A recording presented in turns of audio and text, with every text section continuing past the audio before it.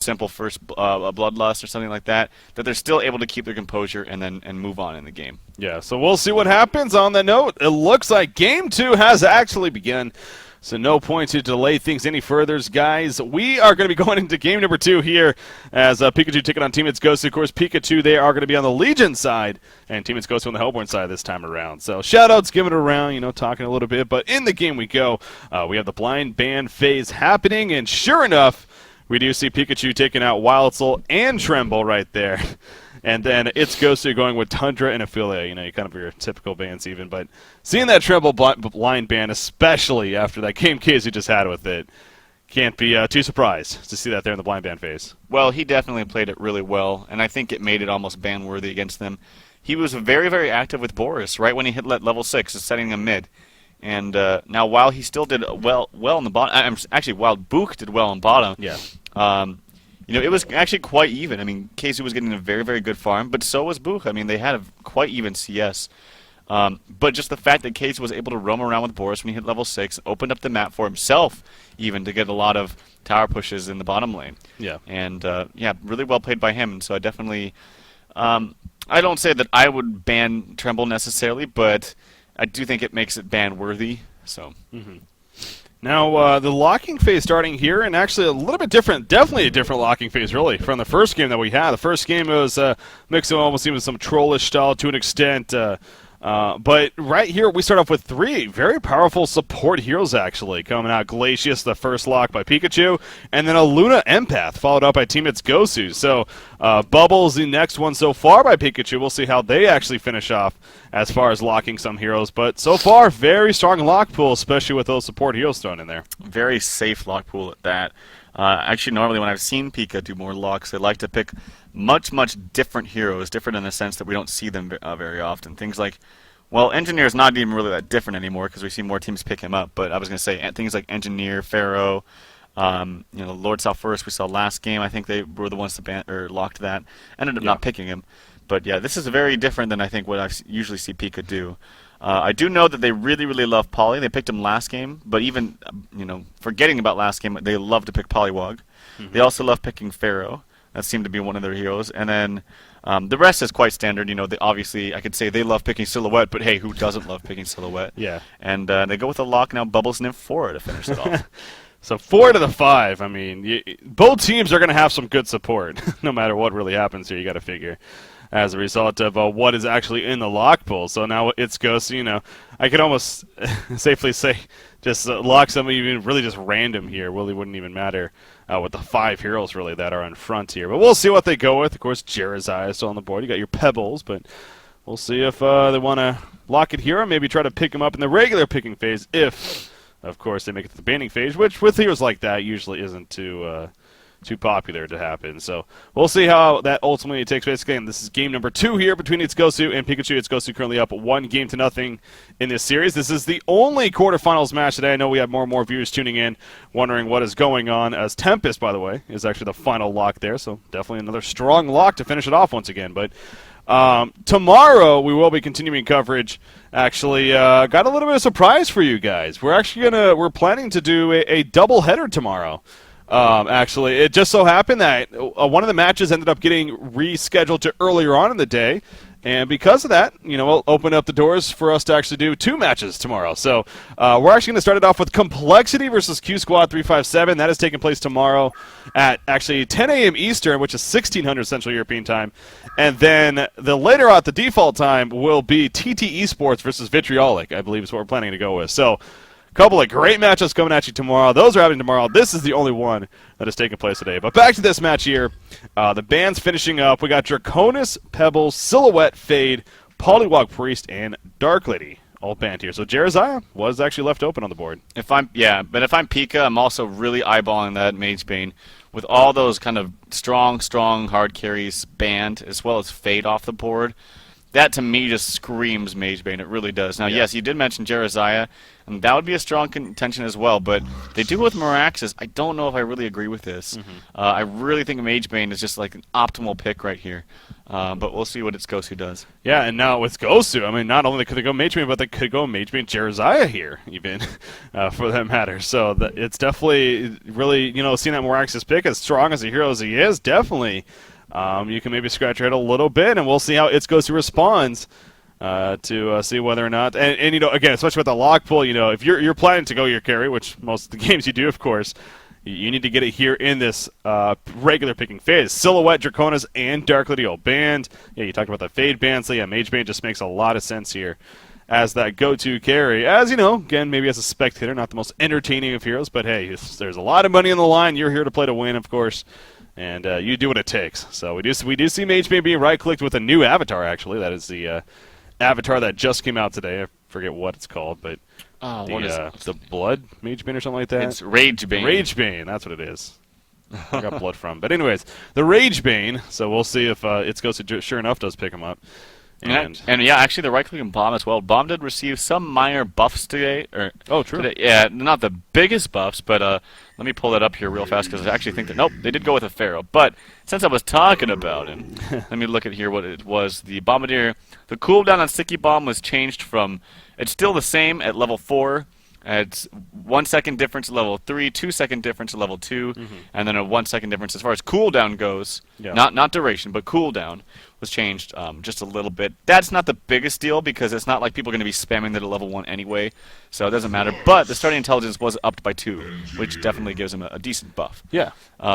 But yeah, now we see the Flux Engineer combination coming out for Team Pika. Oh boy, that is always so annoying to deal against. Let's say that much. I mean, the Flux Engineer, of course, the idea you put the Engineer ultimate down and you can Flux ulti them back through if they happen to run out of it. It's just it's such an annoying combination to go against, and it is very powerful at the same time. So it is no surprise to really see that picked up here by Pikachu to go even with that Meraxes pickup. A Witch Slayer is actually going to be the final pick from its Gosu, but as we talk about all the time, is it going to be a solo Witch Slayer, or are we going to see it played more of a support role? You got to think probably solo, actually, especially with the support heroes all throughout that pool. Bubbles, though, snap picked by Pikachu out of the lock pool right away. So now it's Gosu. They got obviously plenty of options here to go with. I think if they went for like a Glacius Tempest here, it would be super strong. Yep, there you go for it. The Glacius Tempest is going to be very, very. I talk about this. This is very similar to what Complexity does. Very standard, very cookie cutter. You're going to have your Glacius Mage Bane with a Tempest and Tri-Lane top, Suicide Pharaoh, and then a Witch Slayer mid. Very, very standard. Yeah. Now, the thing against that, and I've said this over and over, is that because of how standard and cookie cutter it is, you call their lanes. You know pretty much what they're going to do. And so, is Pika going to take advantage of that? I hope they do. I hope they play aggressive. They definitely have the heroes to. With Meraxes, the Luna Engineer, Bubbles, Flux, that's a very interesting lineup. Yeah. It seems like all of them kind of need just a little bit of farm. So I don't know. We'll see it.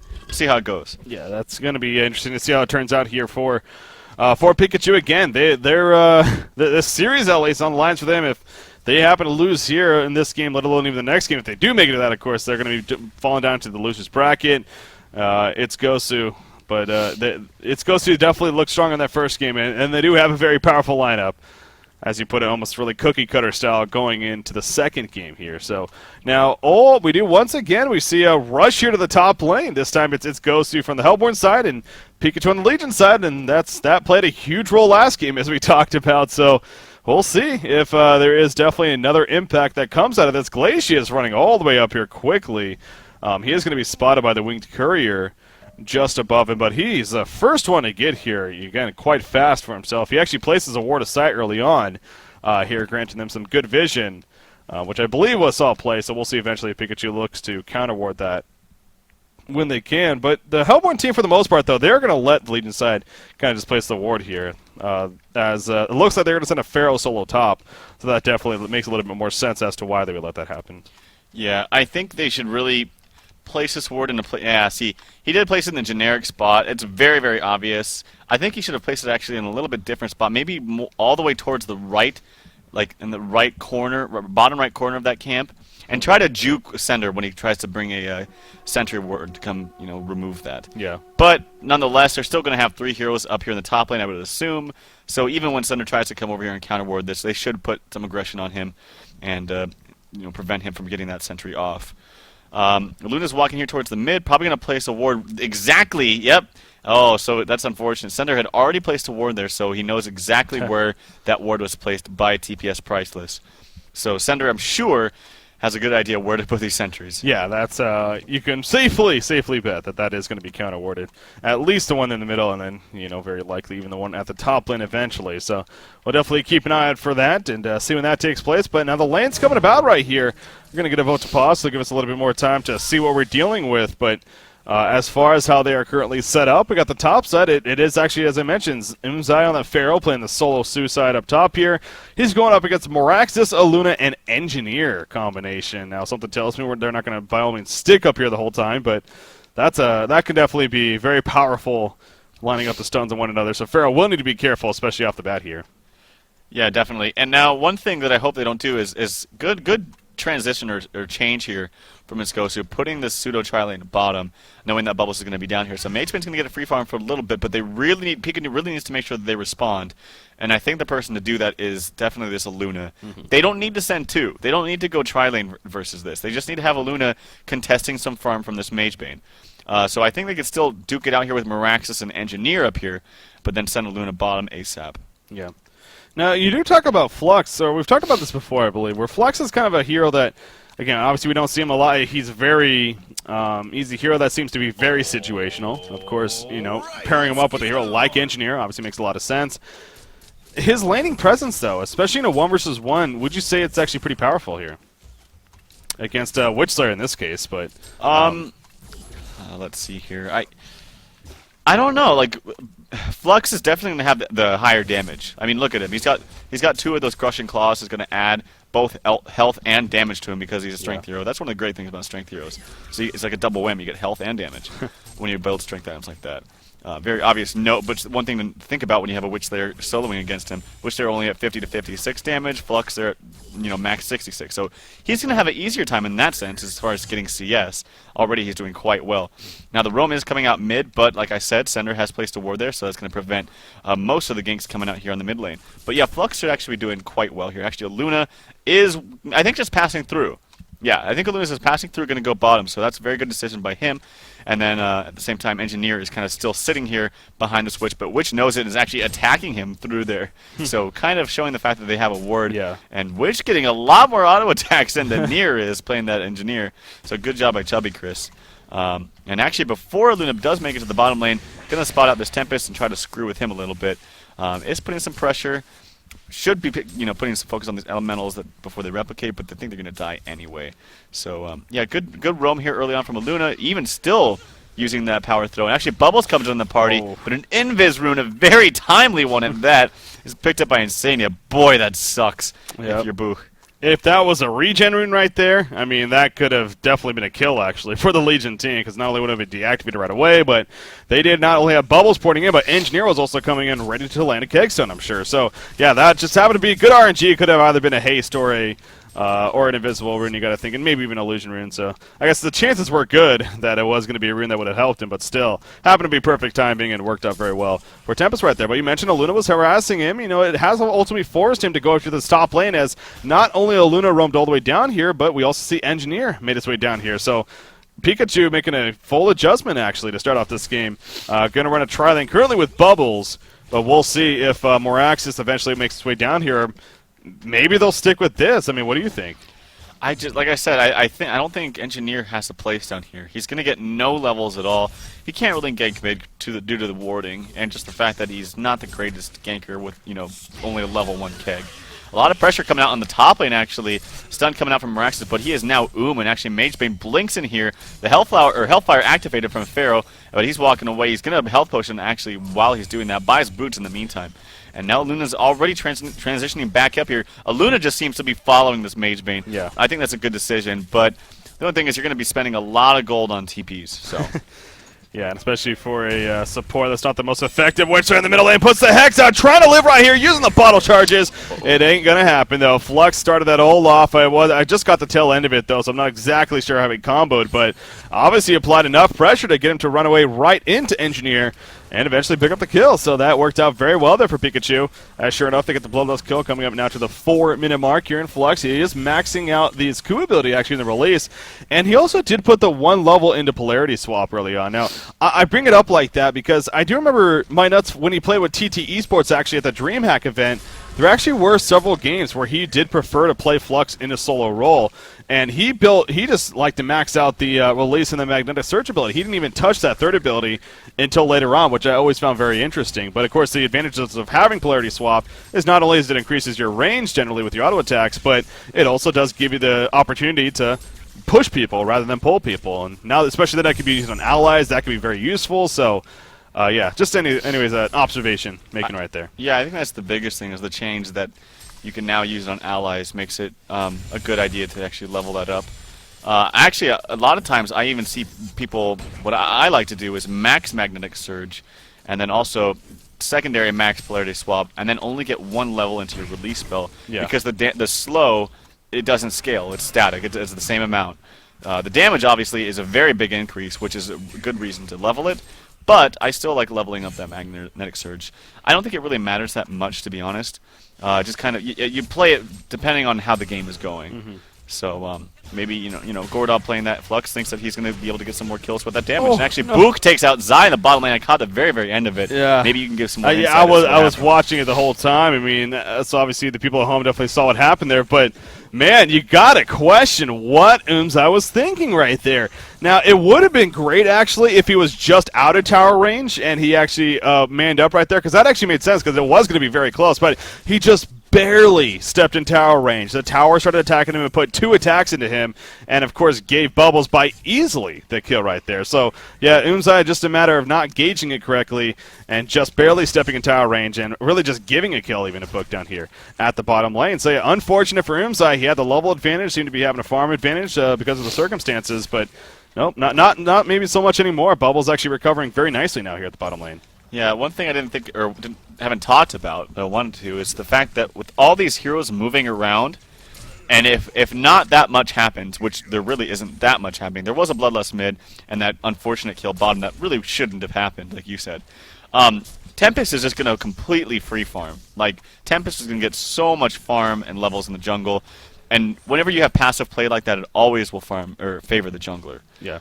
Passive play, if you're doing lots of moving around and not getting kills with it, the jungler is going to thrive. And right now, Tempest is actually level 6.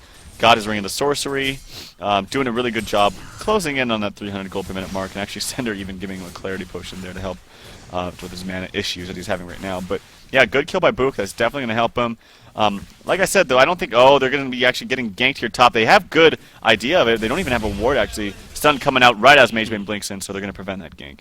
Yeah, very good timing right there. Obviously, Tempest was hitting over as well. He's just a little bit behind, though, so I don't even think, even if he just somehow missed that stun on the Mage Man, I don't think that was happening anyway successfully. But still, the good idea, like you said, but just not the greatest execution, unfortunately, coming out. Now, Flux, he is having a fantastic time here in the middle lane. 331 gold per minute. Obviously, the Bloodlust kill. I believe he did get the Bloodlust kill, if I remember correctly. Very good in helping that, but still, as far as his creep farm is concerned as well, it seems like he has been doing very well here against Witcher. I mean, currently 36 and 16 against a 27 Witcher. In fact, he pulls him in with the ultimate right there. He used the release ability. The Kegstun is dodged. The turret will hit a little bit of damage. Glacius ports in, and it is actually going to save Witchslayer now as a result of that. So, again, Kegstun is no doubt one of the hardest stunts to land in the game. That's just really unfortunate, though, when you miss it like that, because that was definitely a guaranteed kill if that hit. Yeah, I think that was just unfortunately not the best place Kegstun by Nier there. I think he could have done a little bit better job of anticipating where the movement coming out from Chubby Chris is going. If anything, just stalling and waiting until Chubby Chris had to make a direct decision where he was going to move. So that's really, really unfortunate. It actually looked like it could have been a very easy kill. So they do miss that, unfortunately. Now, bottom lane, they do not have a ward here, or a lane ward here for Book, and he's going to get ganked here. He actually ults Pharaoh now at the same time, and he does get ganked. He does get ulted actually by Pharaoh in return, as well as the assistance from Chubby Chris and Sender. Chubby Chris is the one to get the kill, so it's very unfortunate. I always hate, we're like, well, of course, the one time I try to be aggressive is when they're ganking me. So it's very unfortunate for Book. Well, at the same time, you can give a little bit of credit to Zai right there because he was playing maybe a little bit more aggressive, almost getting Bubbles to the point of, all right, you're actually taking a lot of damage. I'm going to go for a kill. Because, again, especially with that kill earlier, he may have just been thinking the same thing. Like, he made a silly decision earlier. Why not make a silly decision now? Right. But really, that was a case of him Zai baiting him in like he did, and because he knew he had the support coming. So, yeah, that also comes down to just great positioning and, great mind games going on there even. There at the bottom lane. So a good kill on Bubbles, and obviously what was a kill that happened earlier. Now Imzai gets some revenge there right there, at least in the assist terms. At the top lane, Engineer, Moraxis, and Aluna are all up here once again, but not able to do it. Nearly enough pressure on the Mage Bane as he's able to fall back to tower, but he does already have his helm with Black Legion. I mean, Mage Bane's farm actually, it's been solid. 265 gold per minute. Obviously he adjusted earlier on, but Aluna eventually followed, and now he is facing against that tri-lane. So trying his best, but again, it's not bad either for KZ right now on Mage Bane. It's Sandiel leading the way though for the Hellborn team on Tempest actually at 310 gold per minute, and he currently has 1,000 gold saved up. So we'll see. As always, interesting, especially on a Tempest, what route he decides to go here. But so Helm of the Black Legion first out and pick up though on Mage Bane. You agree with that? I think he's just going for, well, the Legion side has lots of stuns. They have lots of CC and silence and all that jazz. And they're definitely an early game team. I'm going to make myself have more survivability, survive the jump. Actually, bottom lane, Bubbles is getting gone on. He will die yet again to that Witch Lair gank. That's very unfortunate. Book's not having the greatest time after getting what seemed like an easy kill there on Zai. So that's unfortunate. I think Book really needs to just kind of move around and maybe not come to the bottom lane anymore. This seems like the bane of his game here right now is his bottom lane. And right now, actually, Zai moving into the mid lane. He does have that hook up ready to go. Going to look to get a kill onto Gordob. Gordob is quite tanky, though. He's got 1,200 HP. The stun comes out from Tempest, I would imagine. The ulti comes out as well, actually, from Flux. But I imagine he's actually dying very quickly. The hook comes out. The stun actually misses from Witchlayer. Not going to really matter. Insania there with the Tempest hole there is able to shut down Bubbles, actually, as he ports in there with the Witchlayer snipe coming out with that silver bullet. So very, very good turn of events. Yeah, very good Tempest ultimate right there. I mean, you could argue it's almost an overkill, but obviously with that port coming in, he didn't care who it was. He knew that it was pretty much going to be free kill. And actually, Engineer, for whatever reason, decides to join the suicide party right there for Pikachu and not even ports, and he just kind of runs in, and he gets caught. So, again, just like that first game, it seems like things start crumbling a little bit for Pikachu, and before you know it, we're looking at a good-sized both gold and experience lead in favor of its Gosu. And I must say now, 11.5 minutes in, especially what just happened right there, we all of a sudden have a 4,400 gold lead and a 6,100 experience lead.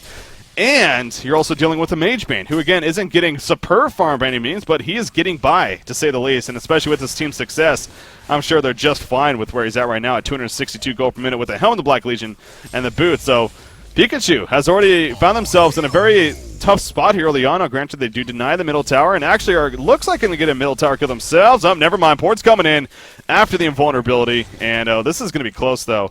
We'll see if they can actually make something happen. Obviously, they know Tempest doesn't have an ultimate. Kelphil going to come in right there. The Kexon will hit, actually. He's pulled in by Flux, but able to run away quickly before too much else happens. The release was not able to get off there by Flux, and actually the Glacial Downpour on top of Pharaoh porting in. We're using the Wrath of the Pharaoh right there in the face of Flux. The tower gets denied. Now, Pharaoh will end up falling as Tempest also got picked up, and Glacius. So this is actually working out really well for Pikachu all of a sudden. And Witchlayer, it looks like, is eventually going to fall right here. And there we go. Book picks up a hat trick, playing the bubbles. So I just said not even 30 seconds ago. It's looking very good for its Ghost all of a sudden. Well, Pikachu made a fantastic response there. They did. That was really well played by them. They were capitalizing on the fact that mana and spells were down. You know, the Tempest Hole was used. He had very little mana, and he actually doesn't... Oh, he does have treads. My cord of my mouse is actually covering. I can't even see. But in the meantime, though, Mage Bane kind of going toe-to-toe here with his Moraxis, and Mage Bane's getting a very good farm. Still, 260 gold per minute. Actually, it's kind of been looking like Moraxis is going to be in some good denies up here in the top lane. Yeah. It's a good job by Stroyfutter. He does have his Steam Boots and Power Supply. Probably looking for that early portal key. He has 0 mana, as Casey's doing a very good job harassing him enough to keep him at low mana. Rocket comes out, actually. Casey might get a kill here in the top lane. Oh, he wanted to use that ultimate. I saw the animation coming, but chose not to go for it. So good communication there coming out from Zai, getting that rocket out. Try to do something there with that ultimate from Gosu. But he knows that actually Miraxis has a very, very low mana pool, so his ultimate, especially at level 1, is really not going to do that much damage. Yeah, I mean, if you do the math, I mean, especially with the 25% magic reduction on top of that, yeah, it definitely wasn't going to be a kill. So that was a very good cancel there by Gosu. That's as you said, it's so like you want to do it, you really do, but obviously the better choice not to. No point in wasting the ultimate knowing that you're not going to kill him. I mean, he's going to have to regen anyways, as he is doing here. So, yeah, definitely the smarter decision in the end by Gosu, no doubt. And he continues to sustain around that 266 gold per minute mark. That does bring up Miraxis, though. You know, Miraxis in that last team fight in the middle lane wasn't much going on. Meanwhile, at the bottom lane, actually, Pharaoh turning this around on the Engineer. He'll eventually fall, but so does Bubbles. Actually, Wedge are getting pulled in, though, by Flux. Luna pounding in the auto attacks. Flux trying to stay close enough. There's another pull in, and the final auto attack coming out right there. Gordob picks up a double tap when it's all said and done. That Magnetic Surge is level 4, and on top of those Steam Boosts being Strength, and then even he just picked up a Portal Key, actually. Wow. So, yeah, man, Flux, 364 gold per minute. We are seeing some pretty awesome Flux play, I must say here. Yeah, he's doing really well, but and actually at the very beginning of that, I saw that, and they had a 2-second red stun coming out from Luna to start it off, and just the coordination from Pika is not looking good, actually, even though they're getting these kills. The Kelphiel was used immediately after, so completely stacking that stun. Yeah. And then even on top of all those stuns, Nier on Engineer, he's completely missing his keg stuns, and actually even his turrets on top of that. So yeah, it's just not. They're not playing really that well. They're getting some very good kills, but I don't know if they're going to be able to keep this up late game, especially against the Mage Bane. So especially when they don't have a hard carry on their team at all. Really, yeah. I mean, there's nothing. They have maybe I don't really know anybody that can actually transition to a hard carry. Sorry, I'm missing the kills, actually, as I ponder about that. But Zai goes down to TPS Priceless and Gordob combination. But yeah, this Flux is going to actually do a lot of work. That's the one scary thing coming out of this Legion team. I mean, yeah, if he gets that mass strength built up, that Magnetic Surge can actually be pretty powerful in his W. And granted that you can only build it up so much, so yeah, I don't think. But again, we're dealing with a Mage Bane over here, so and with him having a very sustainable farm right now, it is as great as things have been looking these last 3 or 4 minutes here for Pikachu. By no means should you be all over being like, oh my god, we have this in the bag now. But now the Tempest was caught in a Kelphiel, but he just runs away as if it wasn't even there for very good reason, because the follow-up wasn't going to happen. They were going to have to do a tower dive if they wanted that. And the Homecoming Stone ports were coming in, so a good decision in the end for Pikachu not to pursue it, but it was a wasted ultimate, really, by Bubbles right there. Now the Hellpoint team, they're going to respond with a counter push of themselves, as they really should. I mean, again, obviously they know Bubbles' Kelpfield is down right now. Mage Bane's getting in the way. He's definitely pretty stinky himself early on here. He's got the Helmet of Black Legion, as we talk about, has his Steam Boots, and even a Mystic Vestments now on top of that. Witch Slayer here as well. No Portal Key on him just yet. In fact, still a ways off of that. He's choosing to go other routes first, such as that Grave Locker here. Going to catch Bubbles in the jungle with the Hex, but not going to follow that up. No tower diving going on. Maybe just going to clean up this next creep wave, and then eventually go for the tower kill. One port coming in. I believe that's Flux right there. Yes, it is. He does have that Portal Key ultimate, remember, and Engineer is level 6, so this is why they picked up these 2 heroes. So we'll see if they can pull off this combination with Engineer and Flux now with the energy field and make it work. There we go. Pulled him in, but where is the follow-up? Not the greatest. In comes Mirax, though, with his own port in the background. Temp is going to be picked off. Glacial Downpour falling down. Bubbles with the tank cover. Not going to be nearly enough to survive, though, after the silver bullet. Mirax is tanking everything, though, and he's just sitting on top of Pharaoh with his Matrix activated. It looks like Pharaoh's going to try to run away, and it's so will Mirax's, but it's not going to work out too well, as Mage Bane will just cut through him and pick up a double tap kill right there. So, again, a good idea, but where was Engineer? Well, he really wasn't able to follow it up too effectively. He missed another keg stun. I mean, now it is a little bit hard to hit these stuns, yes, don't get me wrong, but he was also in that fight with low mana. That's not necessarily his fault. They kind of forced a fight where he had... That's the thing about this combination. Yes, it's very strong, but the thing I want to say is Engineer, yeah. I've talked about this, he has to get some farm. He really has to get a Portal Key to make this combination actually work, really. You have to start with the initiation of that ulti. But with just the Striders, it's so hard to just walk up there and ulti without dying so fast. So he really has to get a Portal Key, and this pick is not working out at all.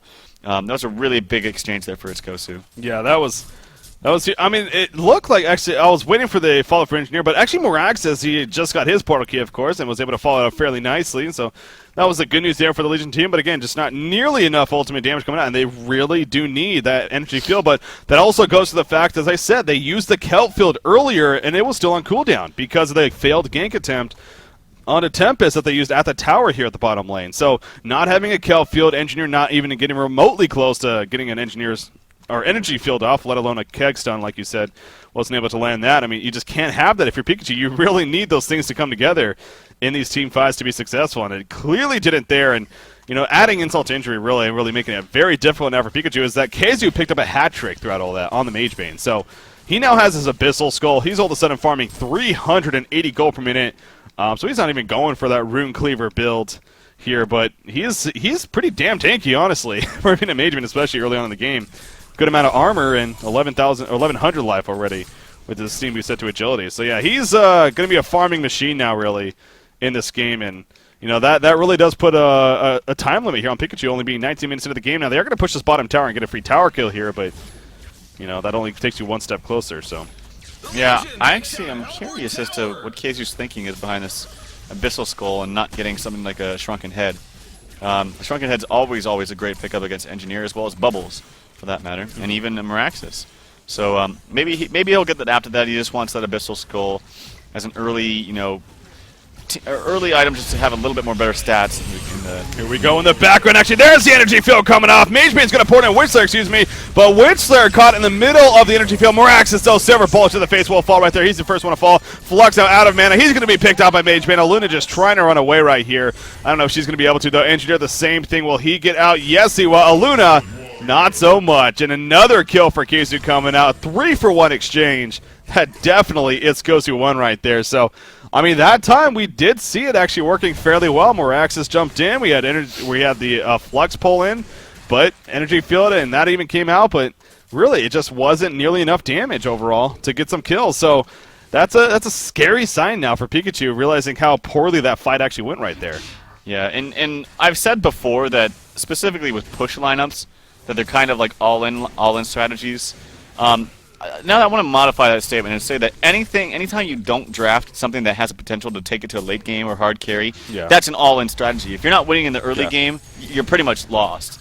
And that's, unfortunately, I mean, I don't want to say that Pika's lost yet by any means, but it's looking that way. I mean, they're kind of they're still in the early to mid game right here. It's not hit late game yet at all, but still, IG is coming out on top on these fights most of the time.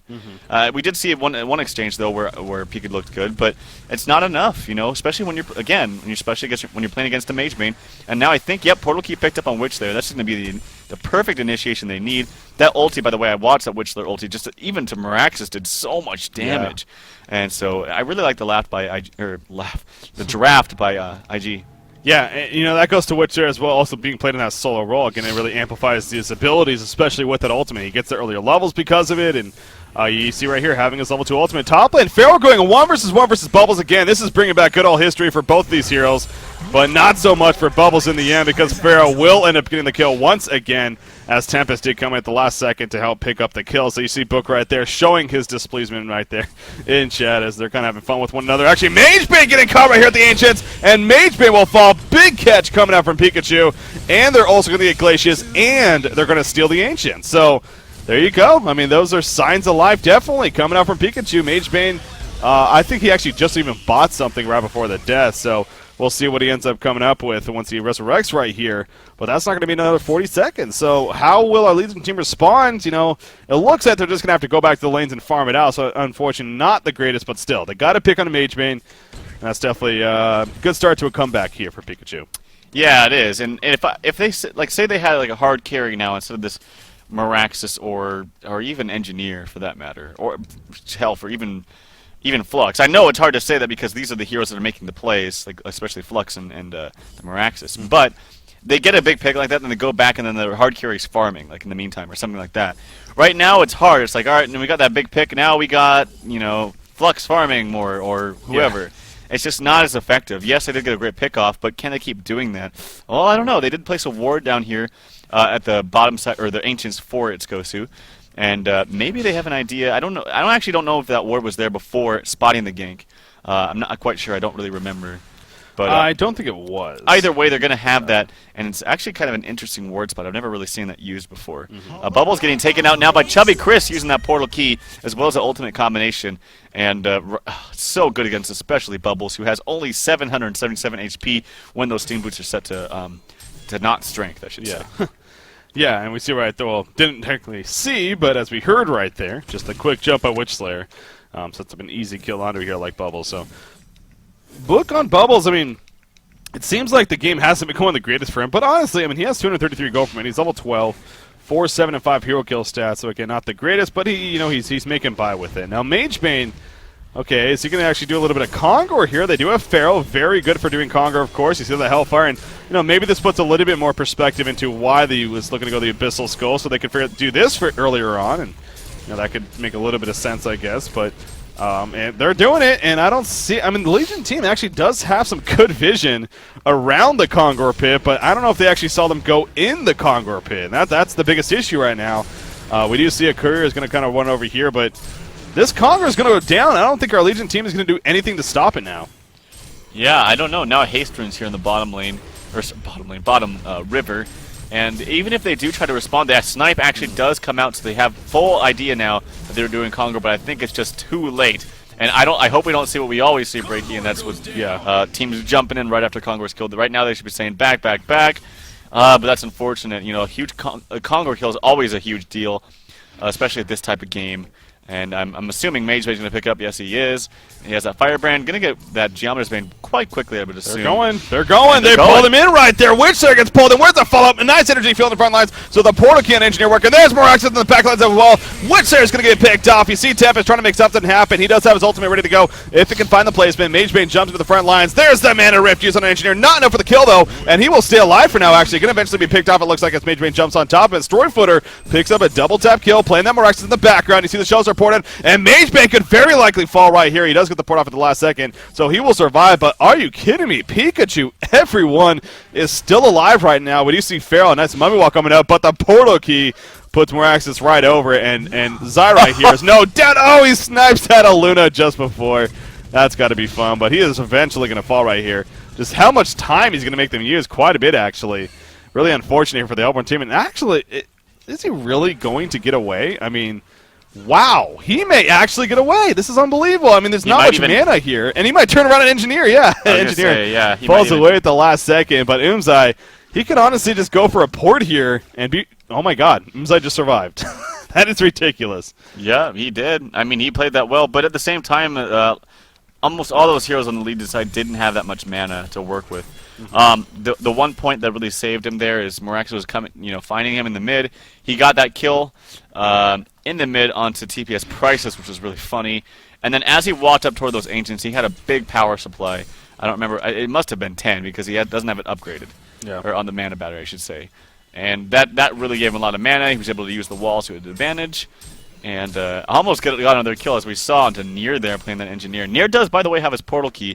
So that was the last fight, yeah. Yeah, if he hits level 11 now, and he should really be the one to start initiating, because he can just kind of blink in, use his ultimate anywhere, and then Flux will bring them in. It's a very easy combination to get once those two heroes have portal keys, and there, he does hit level 11. So hopefully they can start coordinating these team fights like they have before, and it does work out very well once he does get that portal key. So yeah, I definitely still think that Pika's still in this. They just got to play this very, very well. Yeah, no, that was you can even argue the reason why Pikachu won that last fight was because of Engineer having that portal key going into it. And he set up a pretty nice energy field because of it. And, we talked about this auto ward placement here at the Hellborn Ancients you were mentioning earlier. You look at Sender. He's trying to counter ward it, but he doesn't know where it is. Obviously, they know that they have vision here somehow, but he wasn't able to find it. So, that's where sometimes the odd positioning of the ward of sides can definitely come into play. Now, we do see the Hellborn team. They're going to make some pushing, massive pushing here, both in the middle and the bottom lane. Of course, Magebane still has that token of life. He was barely able to live with it. Port's coming in here for the Legion side. Not going to really initiate, though. It looks like, they jump on a Glacius, actually. Glacius is in a lot of trouble. Will the Hellborn team try to maybe look to make a counter onto this? It doesn't look like it, although Magebane blinks back in, actually. Magebane going risky right here. He blinks in with the Mana Rift, gets one kill, but Magebane now in the midst of it all. It looks like he should be fine. Witch Slayer, though, picked off. Magebane caught in the energy field. He's trying to pound out Engineer. Will get the kill, and Magebane just going for more auto attacks. Pharaoh also there with him. So both teams losing, actually, a couple of heroes right there, but not the most damage, and actually the tower will be denied. in the end by Pikachu. So Yeah, I think that Nier is just not on top of his game this game. I really think with this combination, Engineer has to go first. I feel like Flux is waiting, because Flux is kind of around here. It was actually, I got to give to his credit, a very, very good Kegstun on the Glacius, who just started ulting. It hit him right as he started ulting, so good job there. But yeah, I think Flux is just kind of waiting around, waiting for this Engineer to kind of make a move and jump in with it ultimate. And ultimately, he couldn't wait that long, and Flux actually initiated first. yeah, we do see actually Mage Bane made a fall right. Nice deny the tower as well. And yes, Mage Bane goes down.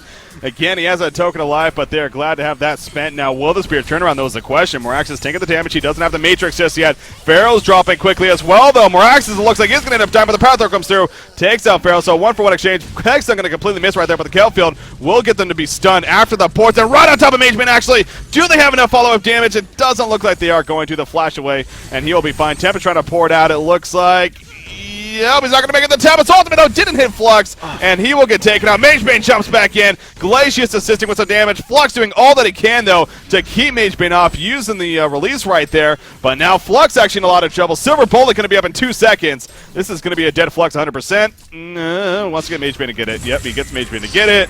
And a double tap coming up for KZ. Man, this fight just isn't stopping here. It's not... I think Insania would have been completely fine just porting there.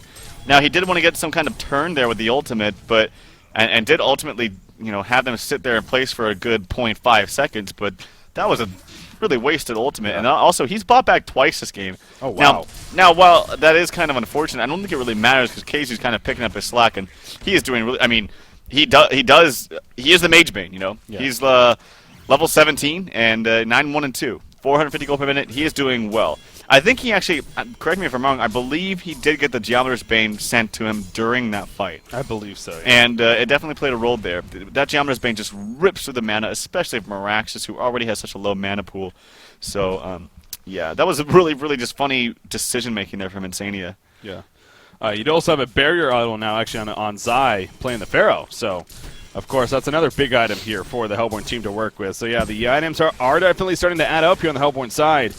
No doubt, he got about 1,000 gold saved up in Tempest, so you got to think that Shrunken Head in the works for him.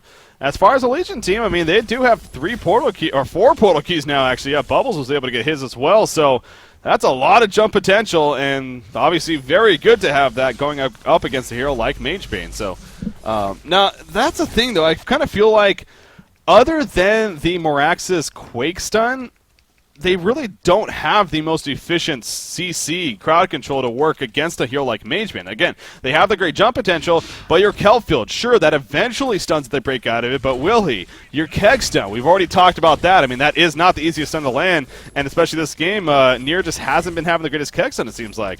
Obviously, Flux, he's not doing much in terms of CC other than just pulling them back in and trying to slow them down. And then Aluna, I mean, sure, the Emerald Lightning stun, but unless she gets somehow a bounce to Mage Bane, it's going to be minimal seconds. There for the beginning. So, that's the big concern right now, I think, for our Legion team going up against this Mage Bane. Do they have enough follow-up to ultimately burn him down in that rotation? I don't know if they do. I agree. I don't think they do. They are getting, I think, a Hellflower started here on Storyfighter, but he bought a Mighty Blade as well, and I don't know in what order. I can't remember. Huh. And if he bought the Mighty Blade second, you would think that he's going to go for that Shrunken Head before the Hellflower. Yeah. And Mage Bane, yeah, like you said, he's going to be very, very hard to kill. That Helm of the Black Legion, Geometer's Bane, and even all that armor that he's got. He's got 21 armor. It's going to be so damn hard to kill him. And, I mean, this, again, would be fine if Legion team had some sort of a carry, but they don't. So they can't just be like, well, it's okay, we can kind of match him in the late game. No, you cannot. You cannot match this this team in the late game. And as it slowly starts to get in the late game, we're at 32 minutes now. It's gonna, as it gets slower and more passive, which it might. You got to give the favor to its Gosu. Yeah. Well, we got Pikachu. You know that they can feel it a little bit. They are pushing this top lane now. Everything is up for really both teams even. So we'll see if a big team fight happens up here. You got Witch there. That's an illusion. Really hope they don't jump that. Oh, man, you see Chubby Chris, too, trying to bait this. Okay, good. They didn't jump it because that would really suck. Oh, the Pharaoh ultimate misses. Actually, Mage Bane jumps in the midst of it. And down comes the energy field. There's the pull in from Flux. And here comes more access in the background. This is exactly what Pikachu wanted right now. Can they follow this up enough? Tempest just caught the whole time in the energy field. He ends up dying before anything. Pharaoh getting blocked. Mage Bane jumps back in. Is it going to be worth it, though? Mage Bane in a little bit of trouble now. You see Flux jumping in. Doesn't have enough mana. There's a red stun. Enough burst damage. Oh, no, they do not. Mage Bane able to blink away in time. and survive. So the 2 kills in favor of the Hellborn team actually happening. So now the Hellborn team, after all that initiation from the Legion side, is now coming back. And the Legion team, they just ran out of gas right here. Luna's going to fall.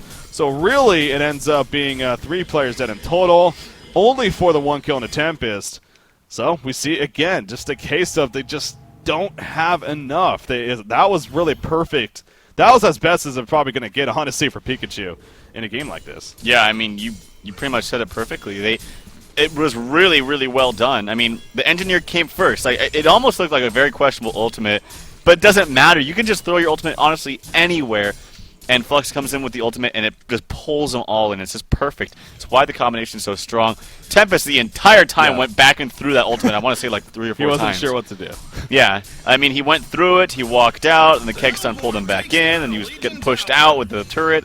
So he did not have a fun time. But, yeah, I mean, it looked really, really good in the beginning. But at this point, against a 500 GPM Mage Bane, you got to expect there's very little that they can do right now.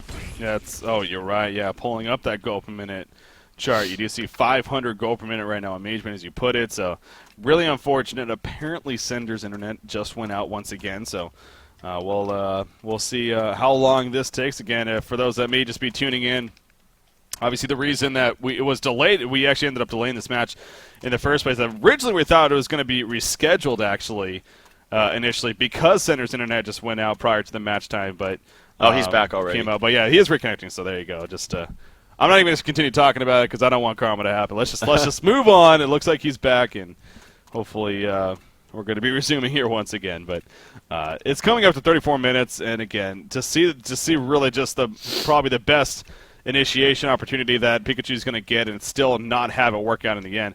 Now, granted, it did get so close. I mean, Mage Bane was very close to dropping.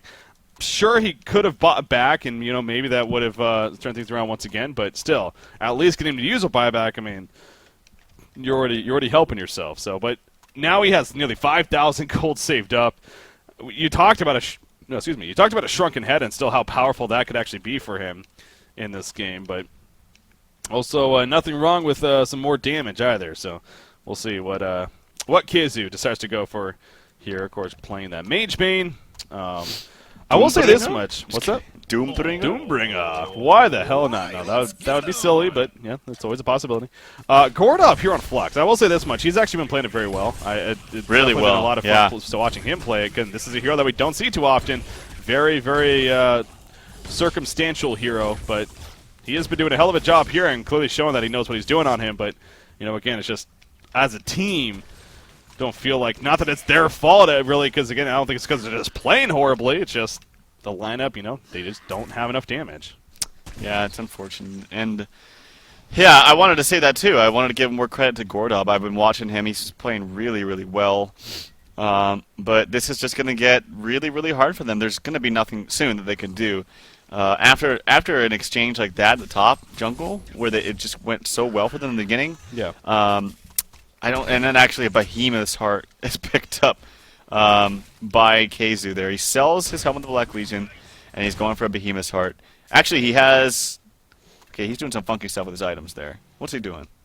Okay, no, he sold his Helmet of the Black Legion and has a Behemoth Heart and still 800 gold. So, yep, there's a heart for him, and he's got 2,500 HP, probably more with the Strength Boots activated. Well, of course more with Strength Boots activated. And there goes to that Congo kill. So... yeah, I mean, this is going to be really, really hard for Pika. I don't see them doing anything. And also, I wanted to say, too, that Witch Slayer, that ultimate just does so much damage. Again, I saw it placed on the Meraxis, and he wasn't able to use his Arcane Shield beforehand, so he didn't absorb it. And it just tears through his life pool, even with those investments. So, yeah, watch for that ultimate, because, God, it's doing so much damage. Yeah, 850 pre-mitigation damage, of course, on the magic damage, but still, that's definitely a lot of damage that goes through now. Legion team very aware that this is going on right now. In fact, Bobbles jumps in onto Witch Slayer right here, but we have a vote to pause coming out. Oh, no. You see, you see right there, actually, Engineer is running back to base. Something tells me Near actually DC'd, and that is so unfortunate here for Pikachu, because you could tell, especially what just happened right there, that Pikachu is really interested to go in. Now, you do see Insania, he was saying that they wouldn't kill him. Definitely some good manners right there, realizing that something was up, but Actually, I Yeah. think it's more funny than anything because Book wasn't DCing or anything. I think he was saying, "Why is Book playing like this?" Oh, it must have been because he's DCing. Wait, no, it's not. He's just being crazy. Yeah. So that's kind of funny. No, it's actually Nier who's now nearly in. Get it? Nearly in base. Look, did you see what they said right there, though? What Insania said? Tell him to move back to mid. We won't kill well, in this case, Kongor. So they're actually saying that we'll go ahead and wait to kill Kongor here for your engineer to get set up. That's kind of... I don't even agree with I mean, that. I mean, it's one nice thing and to be all. good manners, but yeah, that seems a little bit extreme. So. Yeah, I mean...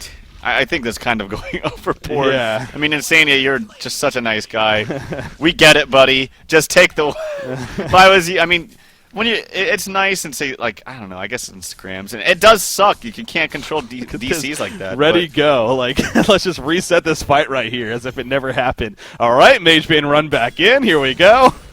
I can't believe that just happened. I wonder if this is going to play a role in this. This is going to be interesting now. This is really going to be interesting. We see Mage Bane. He does blink to get that magic armor up just in case, expecting some possible initiation. Are we going to see it? Where's Flex? That's Miraxi. He jumps in. Where's that Conquer kill? Who's going to get the token of life? It looks like it was on the Hellborn side if it was picked up, but so much damage is happening all over the place. No energy field is here from Engineer. Unfortunately, it's all the way down here. Engineer gets picked off. Pharaoh was going to him first. We see another pick off, and no doubt it's Gosu who just dominated that fight. As you said, Tempest actually the one to pick up the token of life. We see GG well plays being called, and that's how the game is going to finish. So, man, Insania and it's Gosu showing some, I guess you can call it some good manners there at the end even, but giving them a legitimate chance. But, yeah, I mean, maybe that had a little bit to do with it, too, where they knew how much of a lead they actually had and were pretty comfortable, even if they let them reset, that things would have still been fine. And we saw right there, yeah, it didn't seem like it's Gosu, or excuse me, Pikachu. Really just couldn't put it together. They just simply did not have enough damage overall, and it's Gosu was able to run away with it. Yeah, I think, honestly, with the lead that they had, they could have been like, hey, guys, sorry you DC'd. Go ahead and take Kongor. We'll wait till you take Kongor, and then we'll resume. I mean, they're just... There's really no way that Pika could have jumped back in that game. Yeah. Again, they had what I would like to call an all-in strategy. If you don't pick a hard carry, you're pretty much all in the early game. You screw up a team fight, or if you're starting to lose, you're not bouncing back. Barring the other team doesn't completely throw and screw up. Mm-hmm. And at this level of play, that's just not going to happen. And Case is a great enough player. The whole It's Gosu team is very seasoned. They're all throw-proof, I would say, to an extent. And they're not going to throw that away. And it would be too hard. So well played. And I got to also say the good drafting there coming up from It's Gosu. Oh, yeah. That lineup there, again, just very, very standard. Very quick card. You got that tri-lane Mage Bane, but at the same time, they were really good in adjusting the lanes to get that Mage Bane farm. So, yeah, very, very good job all around for It's Gosu. It was very well played, and, you know, I guess now what I can say is that I was right in terms of predictions. No, not to rub it in or anything. I'm just going to point that out. No. But Black didn't play. That had something to do with it. Yeah, so It's Gosu, though, of course. Now, what that means here, so again, this is a quarterfinal matchup. Our first one, they are the first team to advance on to the second round. As you can see on your screen, done by our great producer once again, Mr. Killer Orange over there. We have It's Gosu moving on to the winner's bracket semifinals, I guess you can call it. And then Pikachu, again, still in it. They just dropped down to the loser's bracket now. So definitely going to be a tough road for them, but It's Gosu off to a great start here. They'll play the winner of course, Clan Milk versus Trademark. Just so happens that's the only match here in the quarterfinals that unfortunately we are not going to get the chance to cover just due to time constraints, but with, again, every single matchup being just so awesome. But, man, oh, man, Team It's Gosu, I'm sure they're on a high right now. No, it went from not this match happening a day early to all of a sudden not happening last minute to all of a sudden happening again. So, yeah, it's a little bit of back and forth there. Kind of an odd even cast today in that sense to an extent. But, hey, we got the match. We got what we came for. And hopefully you guys at home definitely enjoyed it. You know, I will say It's Gosu. They did look very strong there. But I do think it was a little bit mix of Pikachu maybe not playing their best either. So we'll see how Pikachu can respond now going into the losers bracket match there. I would definitely say it's more on the edge, though, of It's Gosu playing well. Mm-hmm. I don't want to take anything away from them. They did play very well. They did draft well on top of that. So props to them. Props to Keizu, always playing strong. Props to Sender, especially in that first game. Boy, that double tap's got to start your farm, and he carried it through to the end. Yeah. And played very well. So especially with those push books, I wanted to mention his push books. Yeah. Like I thought that had to have been at least 2 push books in that first game because it always seemed like heroes were getting pushed at the perfect and pristine time. But nope, it was just Sender doing his thing and pushing people away perfectly. So hats off to It's Gosu, and they will meet the winner, as you said, of Clan Milk and I believe it's TDM. Trademark, yes. Yeah. And there's Sam or Milk. Maybe you can hear him. A biased man over there. Of course, Milk Fat. Rooting for Clan Milk, as you'd expect. But we'll see. I don't know. Trademark Esports, they do look damn good themselves. So that is going to be another great series, as, again, all 4 really are. With that said, as I did talk about earlier on in this match here, we're coming back tomorrow, guys, and we got a double header coming at you. We're going to have a lot of fun tomorrow. We're getting started bright and early here, in fact. Here we're going to be going at 7 a.m. Pacific, 10 a.m. Eastern, which is 1600 Central European Time. We're coming at you with Complexity taking on Q Squad 357. Now, it's safe to say Complexity is no doubt the favorite going into the matchup. I don't think you can really argue that whatsoever. But I will say this much. Q Squad 357, this is a team that, really all the Q Squad teams, obviously from the beginning, we really just didn't know too much about them. They were kind of newly formed teams going into this event. They had 4 teams that ultimately made it into the group stages, and this is the one that made it onto the quarterfinals. They beat out the likes of both Lions and Orange Esports in Group A to get to this point. So you got to give them some respect, and I'm looking forward to seeing how they do against Complexity tomorrow. I really am. Bracket buster, maybe? Hey. Wouldn't surprise me. So, you know what? On that note, we actually, again, with sorry, I'm getting teased. Damn it. No, but what something we wanted to do here on Hotcast, just to have some fun with it. We actually went ahead and filled out our own brackets. Actually, kind of like some March Madness going on here, but for the DreamHoN Summer Championship. So, starting with the quarterfinals, we're actually had people around the office and even a lot of competitive players were actually filling out some brackets. Big shout out to Fantasy with that said over from GosuGamers.net. He's done a fantastic work for the community. He's been writing articles on this event amongst other things, and he was actually the one to come up with this idea and lead the way with it and actually organize it basically. So big shout out to Fantasy over there at Gosu Gamers. But again, with that said, so myself and Tralfmador, we did actually make our own brackets. So and we actually have Phil's bracket as well, the one and only the commish. So we're going to kind of compare them. So we'll go ahead and look at my bracket first, which obviously is the correct one. So get that out of the way. See which one we're looking at here. So, of course, this is my bracket right here, what I'm going with. And, yes, I did happen to have It's Gosu moving on before this match actually happened, unlike somebody over here. Yeah. So I got that working for myself. Clan Milk, I think, is just the better team. Or not even see, that's so tough to say because that is really a great matchup. I do think Clan Milk is going to win it 2-1, though. But the only thing that scares me about Clan Milk in this tournament as a whole is that they are very inexperienced at the later stages of events. They really haven't, won it all in that sense. And, God, they're looking good lately, but you got to wonder if that is going to play a role here in the quarterfinal stage. But I do have them beating Trademark, and then Vitriolic actually, a rematch there between Vitriolic and TT Esports. I got TT Esports taking out Vitriolic, getting some redemption there. And then Complexity, of course, taking out Q Squad 357 as entertaining as it would be to see an upset there, definitely. I just think Complexity, just like a lot of other people out there, is just ultimately may even win this whole thing. And as you can see at the very end there, in fact, I do have Complexity, sure enough, winning 2-1 in the finals, actually against Clan Milk when it's all said and done. A rematch of the winners finals even. So anyway, so that's kind of my bracket, a little bit of an explanation, I guess, as to why. Let me go ahead and take these off once again. But so there you go, again, the right one. But now we'll give Tralfmador a chance to explain himself and why he chose his bracket. What do you want with here? Okay, well, I obviously is screwed up completely now. No, it's actually based, and I was spamming messages, and no one will respond to me. I said, "Is Black playing in these matches?" Is Black try hard over here. And now I don't want that to sound bad, like, oh, if Black plays, it's like automatic loss for Team Gosu. It's just the fact that they weren't honestly as strong with playing with Black because of his very successful Dota 2 career. He has been playing with Mouse Sports, and it's hard on a team when you have someone come in like that hasn't been playing for a long time. I mean, look at Fnatic with Trixie. It just wasn't working out at all. Yeah. It really takes a toll on your team. So I thought they were going to have Black playing, and that is why I actually had Pikachu going on over its Gosu. Mm-hmm. But no, wrong in that sense. Now, Clan Milk, Trademark, I think most people actually have Clan Milk winning here. That was a hard one for me, but I took that based on how well Clan Milk played against Trademark earlier on, and how well Clan Milk is just playing in general. Now, Vitriolic at TT Esports, this one was really, really hard for me. Actually, probably the hardest one. Yeah. Because Vitriolic did beat them earlier on, and TT Esports has actually been looking really, really flaky lately. I have not been too impressed with them as of late, with both scrims and matches. And I just actually think Vitriolic is in a better place right now. I think they're drafting well. I think their players are really meshing well, and they've been practicing a bit more than TT Esports and taking this actually, honestly, a bit more seriously. Yeah.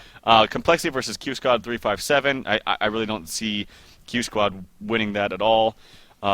Who knows? Maybe the stars will align and they'll come through with the game. They were a sleeper in that bracket. I mean, we didn't even cover them, and they managed to take that bracket.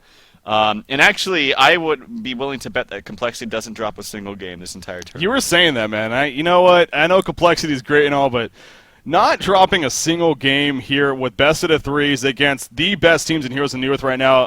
I think it's I have them winning it all, but man, you are confident in that, and I don't see that happening. I just really don't. I think either Clan Milk or TT Esports eventually. I mean, bet some of my own coins. Bet some of your own coins that you just have massive amounts of. Yeah, that would be fun, obviously, to do something like that. But man, that is definitely they won't drop a game. Bold statement right there. They will not drop a game. We'll see. Well, definitely, it's going to start with tomorrow against Q Squad 357. Again, we will be casting. So. Watch them drop a game just to exactly right off the bat, just to see they heard you, Trout, like just for the sake of screwing him over. There was one more bracket though. We actually have the commish is going to be. He has his bracket and he's not here to necessarily explain his picks, but we'll go ahead and look at them and make fun of him while we do it. He had Pikachu too. Did he? Oh yeah, he did. Okay, so he's on the same level with you at least, on the loser side. That's good. We got Clan Milk and looks like TT Esports and Complexity. So the bottom three, that's actually the same as mine there. He too has TT Esports moving on against Vitriolic. You are right though. I mean I really think TT versus Vitriolic, that may very likely be the best of these four matchups. But again, every single matchup really so good. And then eventually, it looks like he has Complexity meeting up against Clan Milk in the grand finals, just as well as the winter final. Again, like I actually have it. In fact, this is actually looking very close to my end. Wow, he has Q Squad beating Vitriolic in the losers bracket. Actually, interesting. So. Phil giving some credit to Q Squad there. I actually Vitriolic, but I did something similar there originally. I think I have, or actually in my bracket, if you look, I had in the losers bracket Vitriolic after they lose to Complexity. Yeah. Taking on, let me see here. No, I changed it because I did a couple different things. Make up your damn mind, Ralph. It took me like friggin' an hour and a half to go through this. So I kept changing it and changing it. It was fun, definitely. Now, on that note.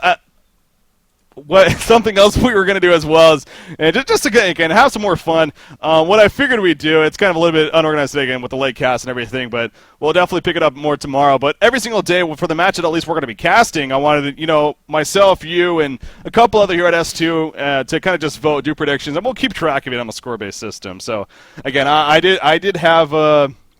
Not to rub it in, but I did have teammates Gosu winning the series. Every dog has his day. Now, I did predict 2-1 victory. So because of that, you get 2 points if you predict the correct score as well as a victor. Only 1 point if you predict the victor, though. So I only get 1 point there. But still at least get 1. You, of course, get 0, as does Phil. I believe MilkFat voted for teammates Gosu as well as Xander K. So I believe they both get 1 point as well.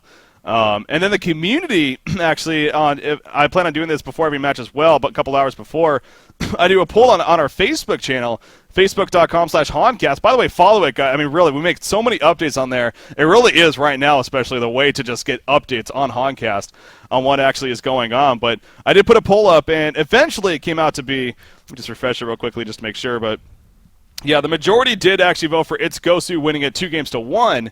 So again, we'll give the community 1 point there for choosing the right team, but not the right number of games there. So again, just gonna have some fun with that throughout the quarterfinals here. Just another thing to look forward to.